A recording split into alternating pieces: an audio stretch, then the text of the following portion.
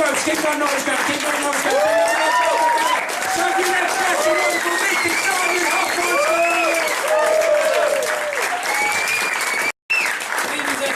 How are you?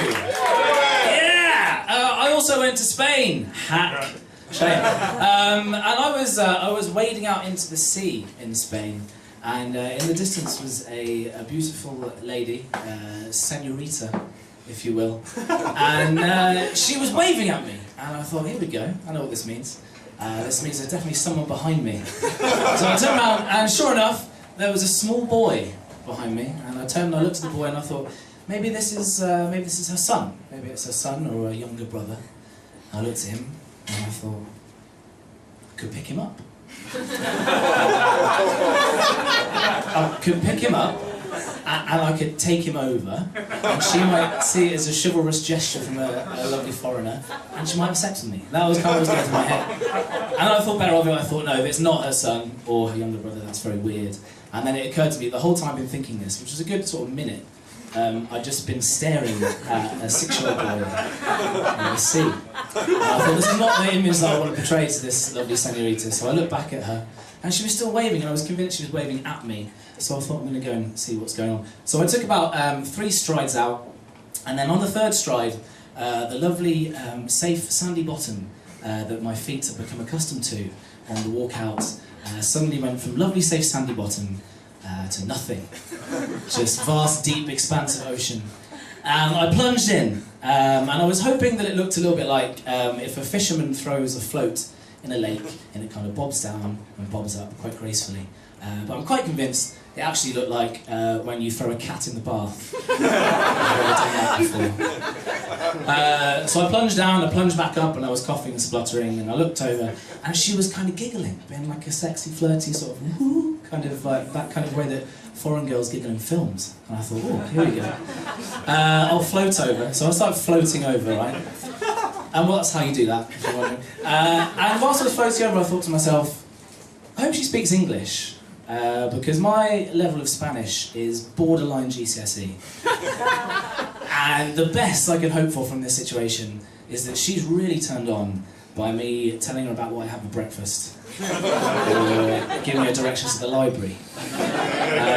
So I sidled up to her, and I said, hola, ¿cómo estás? Which is Spanish for, right? And she went, hola, muy bien, gracias. And then, ladies and gentlemen, that marked the beginning of the longest silence that has ever occurred, I'm convinced, between 2 human beings ever. But eventually, after what seemed like the entire time I've been alive on the planet, she broke the silence with a beautiful series of noises. When put together, this series of noises sounded a bit like when you play a tape backwards. It was kind of like a... And I knew that what I just heard was language. I knew it was the musical Spanish tongue. But it definitely wasn't, excuse me, can you tell me where the train station is, please? So I was slightly screwed, and I just sort of went, sí. Hablas inglés, which means do you speak English? And she went, no. And then I got stung by a jellyfish. And I don't know if it was on my leg. I don't know if you've ever been stung by a jellyfish before, but if you imagine taking a pan of boiling hot oil and sort of pouring it onto the back of a bear, and then the bear attacking your leg in revenge. And that's kind of how it felt. So I screamed, and I was kind of hoping that that scream sounded a bit like a mighty lion's roar, but I think actually it sounded like the noise that happens when you drop a cat in the bath. I also didn't know how to tell her that had happened, because I'd gone from silent weirdo to screaming maniac in a split second. She spoke only Spanish, I was screaming.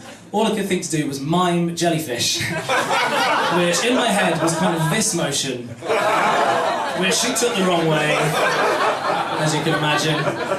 That's good for radio, isn't it? For the purposes of the tape, he's squeezing a breast. Thank you very much. Cheers. So I did that, she slapped me, but I managed to make it back to shore, and I was in agony. I was laying on the shore, and then out of the corner of my eye, I saw the small 6-year-old boy from earlier, and he ran over to me, and he said, "Excuse me, sir, are you okay?" Which in Spanish means, "Hi."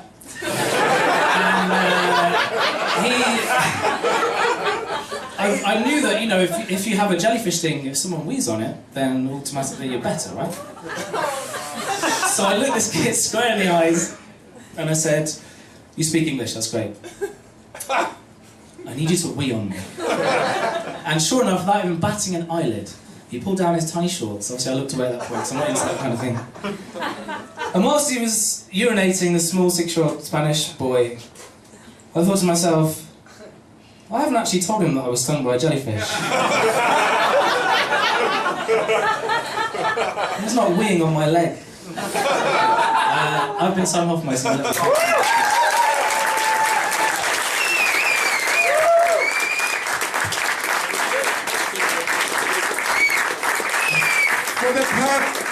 For the purposes of the tape, he was miming squeezing a breast. Okay, just want to make it clear, miming squeezing a breast. Simon Hofmeister, how good is that? Give him a round of applause, please.